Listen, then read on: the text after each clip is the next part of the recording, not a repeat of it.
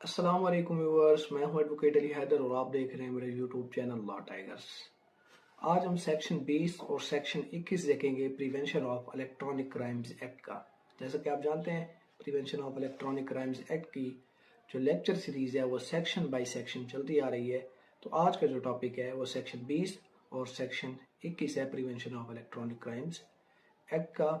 Section 20 जो है वो बात करता है मिलेशियस कोड के बारे में। अब मिलेशियस कोड क्या है? सिंपली आप इसे वायरस समझ लें।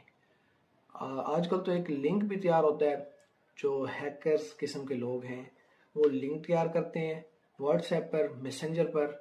आपको वो लिंक भेज दिया जाता है कि आप इस पर क्लिक करें। कोई भी शख्स जो है अगर लिंक पर क्लिक कर लेता है, उसे नहीं पता कि ये क्या चीज़ है।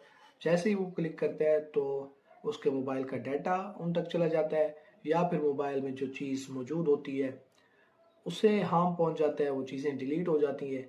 मतलब कि जैसे कंप्यूटर में वायरस फैल जाता है, सम टाइम वो वायरस फैलाया जाता है, वायरस आपको भेजा जाता है, आप उस पर क्लिक करते हैं तो फिर वो वायरस फैल जाता है, आपकी चीज़ें डिलीट हो जाती हैं, डिस्ट्रॉय हो जाती हैं, या फिर आपका कोई डाटा उन तक पहुंच जाता है। तो इसी तरह जो लिंक का सिस्टम है वो भी इसी तरह है। कोई लिंक ऐसा तैयार किया जाता है, वो भी एक किस्म का वायरस है, वो आपको भेजा जाता है, आप उस पर क्लिक करते हैं और आपका जो सारा डाटा है वो उन तक पहुंच जाता है, या फिर वो आपकी जो चीज़ें हैं, आपका जो डाटा है वो डिस्ट्रॉय हो जाता है। और अगर कोई शख्स ऐसा करता है उसे हम कहते हैं जी मिलेशियस कोड हुआ है, इसे मिलेशियस कोड कहा जाता है। और इसकी जो सजा बयान की गई है prevention of electronic crimes act में, वो 2 साल इम्प्रिजनमेंट की सजा हो सकती है और 10 लाख तक का जुर्माना किया जा सकता है। अब हम देखते हैं सेक्शन 21 जो बात करता है साइबर स्टॉकिंग के बारे में। What is cyber stalking? Cyber stalking एक कॉमन थिंग है, हम में से मोस्टली लोग ये जुर्म करते हैं लेकिन इसको जुर्म समझा ही नहीं जाता। लेकिन prevention of electronic crimes act ने कहा कि ये जुर्म है। ये कौन सा जुर्म है? फेसबुक पर हम किसी को फ्रेंड रिक्वेस्ट भेजते हैं, वो हमारी रिक्वेस्ट डिलीट कर दे, हम दोबारा रिक्वेस्ट भेज देते हैं, वो फिर ये कोई स्पेशल पर्सन ही होता है जिसे बार बार रिक्वेस्ट भेजी जा रही होती है, तो फिर उसे दोबारा रिक्वेस्ट भेजें, वो फिर डिलीट कर दे, उसे दोबारा रिक्वेस्ट भेजें। तो आप बार बार कंटेक्ट करना चाह रहे हैं जो आपसे कंटेक्ट नहीं रखना चाहता। इसी तरह लाजमी नहीं है ये फेसबुक हो, ये व्हाट्सएप भी हो सकती है। व्हाट्सएप पर आप किसी से बार बार कंटेक्ट करने की कोशिश करें जो आपसे कंटेक्ट नहीं करना चाहता, और या फिर सिंपल कॉल आप किसी को करें, सिंपल मैसेजेस करें। आपकी इंटेंशन टू कॉज हार्म हो, आप नुकसान पहुंचाने की तवज्जो रखते हैं, तो फिर ये एक जुर्म है। ठीक है, ये तो कॉमन सी चीज़ है, आम चल रहा है, हम लोग इसे समझते ही नहीं है कि ये भी एक जुर्म है। लेकिन prevention of electronic crimes act ने कहा कि ये भी एक जुर्म है। आप किसी को बार बार रिक्वेस्ट भेजें, आप किसी से बार बार कंटेक्ट करने की कोशिश करें, और तो फिर इसकी सजा जो बयान की गई है prevention of electronic crimes act में, वो है 3 साल तक की इम्प्रिजनमेंट और 10 लाख तक का फाइन किया जा सकता है। मुझे हंसी इस बात पे आ रही है कि इसको भी जुर्म समझा जाएगा, जिसको हम बहुत लाइट लेते हैं। ये लाइट सी चीज़ है।